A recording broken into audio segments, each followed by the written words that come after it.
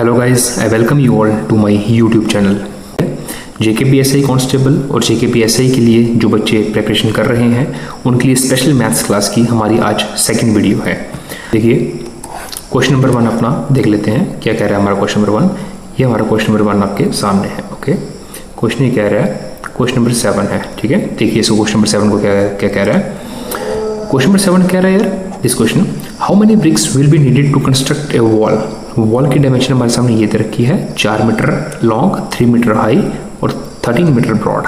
ठीक है, और हर ब्रिक की हमें डायमेंशन भी दे रखी है, ये हर ब्रिक की डायमेंशन दे रखी है। ओके, ये सॉल्व करने की कोशिश करते हैं। एक चीज़ आपको पता होगी, मान लेते हैं यार ये ब्रिक, ये जैसे वॉल है, ये कोई वॉल है, वॉल में ब्रिक्स लगी होंगी, 1 ब्रिक, 2 ब्रिक, 3, 4, 5, 6 इस तरह से स्मॉल स्मॉल ब्रिक्स लगी होंगी।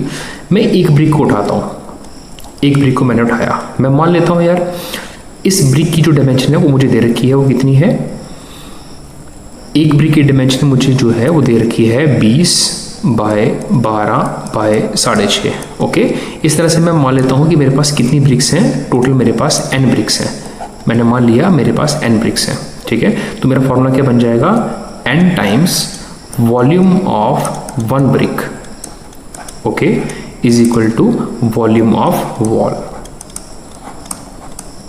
ओके, ये फॉर्मूला मेरे सामने बन के आएगा, n times volume of 1 brick. 1 brick के वॉल्यूम को अगर मैं जितने n नंबर होंगे मेरे पास, जितना वॉल्यूम आएगा वो सेम वॉल्यूम होगा मेरी वॉल का। ओके, तो यहाँ से अगर फॉर्मूला निकालूंगा n का, तो वो वॉल्यूम 1 ब्रिक नीचे चले जाएगी। ओके, और यूनिट्स जिनके हम सेम रखेंगे और देखते हैं हमारे सामने क्या आता है।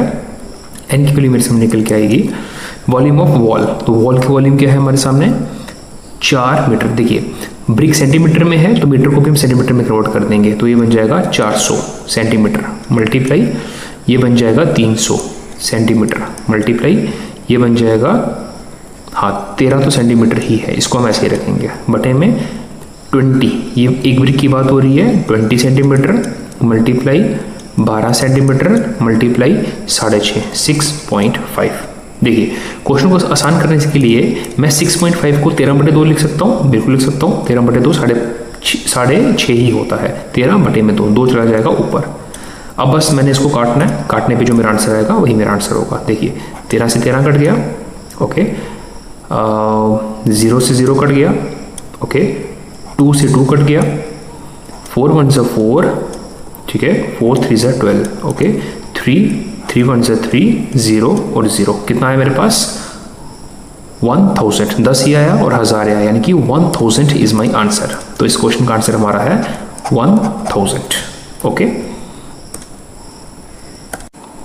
नेक्स्ट क्वेश्चन हमारे सामने आया यार, ये क्वेश्चन हमारा ट्रिग्नोमेट्री से लिया गया है, चैप्टर है ट्रिग्नोमेट्री। ओके, और पूरी की पूरी ट्रिग्नोमेट्री हमारी राइट एंगल ट्राइंगल पे बेस है। ओके, तो एक हमें ट्रिग्नोमेट्रिक रेशो दे रखी है, आपको पता होगा ये हर एक रेशो जो है वो राइट एंगल ट्राइंगल पे लगती है। ओके, ये आ गया हमारे सामने एक राइट एंगल ट्राइंगल, ये एंगल ले लेते हैं हम थीटा। ओके, और आपको पता होगा पंडित बद्री प्रसाद हर हर बोले। ओके, ये साइन है, ये कॉस है, ये टेन है, ये आपने पढ़ रखा होगा। यहाँ टेन की बात हो रही है तो मैं यहाँ पे मार्क कर देता हूँ आपके लिए टेन का फॉर्मूला होता है P/B। ओके, अगर मैं थीटा को कंसिडर करता हूँ, ये परपेंडिकुलर बन जाएगा, ओके, और ये बेस बन जाएगी। तो परपेंडिकुलर कितना है 3, ये आ गया मेरा 3, और बेस कितना आ गया 4। ओके, इन तीनों की डायमेंशन से मैं अपना हाइपोटेन्यूज भी निकाल सकता हूँ, या तो आप ट्रिपलेट आपको अर्ली याद होंगे 3 4 5। ओके, सीधा आप याद कर लीजिए, अगर राइट ट्राइंगल की 2 साइडें 3 4 होंगी तो हाइपोटेन्यूज मेरा 5 आएगा। नहीं याद है तो पाइथागोरस थ्योरम से आप इसका स्क्वायर प्लस इसका स्क्वायर इज इक्वल टू ये भी निकाल सकते हैं। ओके, हाइपोटेन्यूज का स्क्वायर, वहाँ से मैं हाइपोटेन्यूज अपनी निकाल सकता हूँ। तो मेरी हाइपोटेन्यूज आ चुकी है 5। अब क्वेश्चन मुझे पूछ के रहा है कोसेक, और आपको पता है कोसेक किसका उल्टा होता है, कोसेक होता है हमारा साइन का उल्टा। ठीक है, साइन अगर P/H है तो कोसेक क्या होगा, कोसेक से मेरा थीटा निकलेगा H/P। ओके, तो थीटा का हाइपोटेन्यूज कहाँ है, थीटा का हाइपोटेन्यूज है 5, और थीटा का परपेंडिकुलर कहाँ है, परपेंडिकुलर होता है एंगल के सामने वाली साइड, तो वो है 3। तो 5/3 इज माई आंसर। इस क्वेश्चन का आंसर है 5/3। Okay, next question average chapter से लिया गया है। देखिए क्वेश्चन में कह रहा है the average weight of A, B and C is 45। तीनों का एवरेज दे रखे हैं 45। तो आपको पता है एवरेज का फॉर्मूला क्या होता है, सम अपॉन में नंबर। ओके, इसको हम यूज करेंगे, सम अपॉन में नंबर, तीनों का सम करेंगे ए प्लस बी प्लस सी अपॉन में नंबर कितने 3 इज इक्वल टू 45। अगर यहाँ से मैं ए प्लस बी प्लस सी की वैल्यू निकालता हूँ कितना आएगा 5 3 से 15 का 5 1 कैरी 3 मल्टीप्लाई हो जाएगा इसके साथ। ओके 5 3 से 15 का 5 1 कैरी 4 3 12 और 1 13 यानी कि 135। ओके सेकेंड कंडीशन की बात करते हैं। The average weight of A and B is 40। A और बी के एवरेज वेट दिया जा रहा है 40 और यहाँ से अगर मैं ए प्लस बी को कैलकुलेट करूँगा तो वो कितना आएगा 2 यहाँ मल्टीप्लाई हो जाएगा 4 2 जा 80। ठीक है कंडीशन थर्ड की बात करते हैं। कंडीशन थर्ड कह रहा है average weight of B and C. B and C का एवरेज वेट कितना दिया जा रहा है 43। यहाँ से अगर मैं बी प्लस सी की वैल्यू कैलकुलेट करूँगा तो कितना निकलेगा 2 मल्टीप्लाई हो जाएगा 3 2 जा 6 और 4 2 जा 8 86।